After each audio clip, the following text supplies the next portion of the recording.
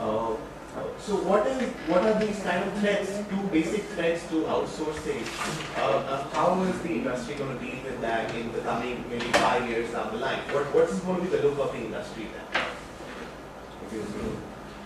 So as Aditya put this, I'll even cross my toes. Because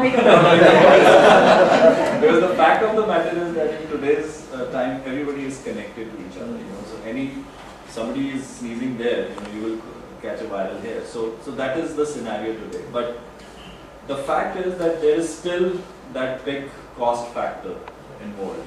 So whatever you may say today, I can talk about my legal thing, which is still growing, and the way we are projecting our numbers, we are currently around 700, and we are looking at to be 1500 next year, which is doubling our number. We have more diverse cases.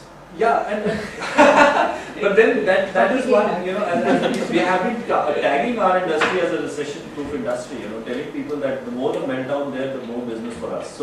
But point is that there is still that big arbitrage with regard to the cost factor that's still there. Whatever you may say, that whether the salaries are going up here by 10%, 15%, but there's still this big gap. There if you look at a lawyer being hired by them, he charges them on an hourly basis. And here you are paying him a monthly salary which is not even to his base salary. So that fact will still remain there.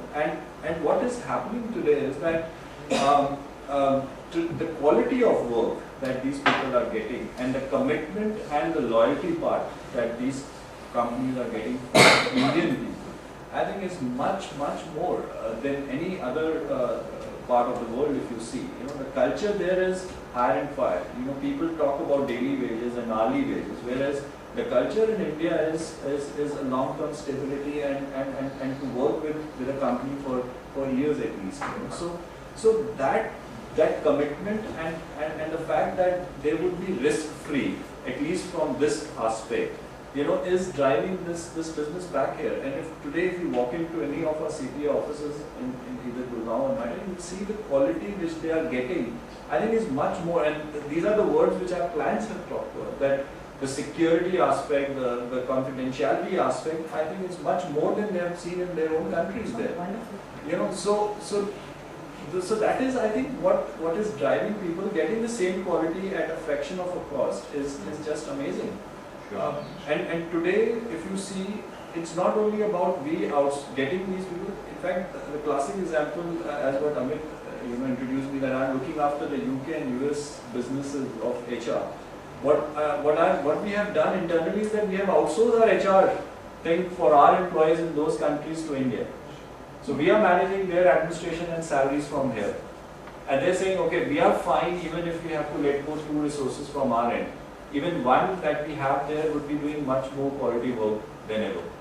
So the cost part, that's what my point is, that the cost part will remain, as a big differentiator, at least for another couple of years. No matter what Obama says. At least for high-end profiles. But Exactly. I think one is that you have to look at more knowledge-intensive applications, knowledge-intensive areas. That's where the differential will continue to exist for a long time. So we have to move up the value chain. Okay.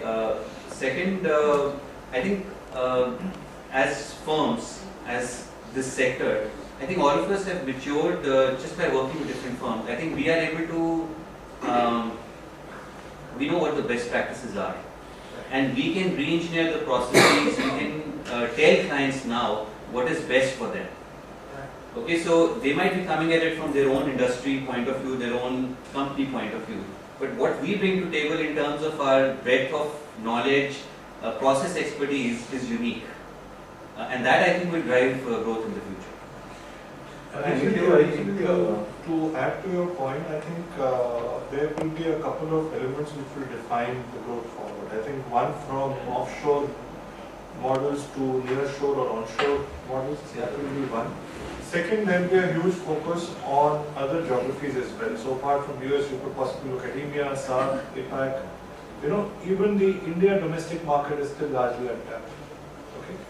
Number 3, from a cost perspective, if I just look at employee cost, employee salaries, there will be a huge focus on salaries getting variabilized huge focus on performance-driven culture, performance-driven matrices, which is still there, but I think the variable element will still go up.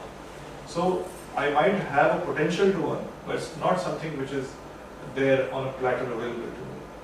Right, but what about the economy over there if it's not improving? What about the taxation or the extra, sort of discouraging companies to outsource if that's the policy that they want to follow? Then I think the only challenge will be how do you retain your key folks?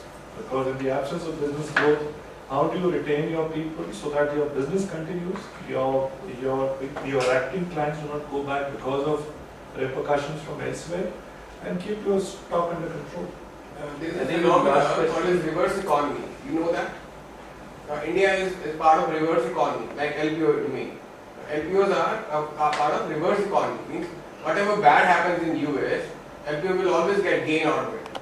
So similarly, down the line, all high-end value chain things will happen to be a part of reverse economy. The way I look at it, I think to answer your cost spiral question,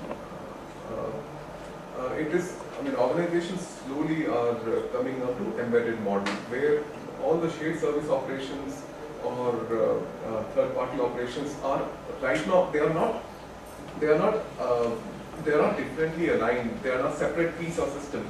They are coming embedded in the entire system. That will help the organizations to make sure that they have continuous growth from a strategy perspective. So one is that. So there is no insecurity around those jobs that we can see. The second piece I can think through is as Aditya said, it is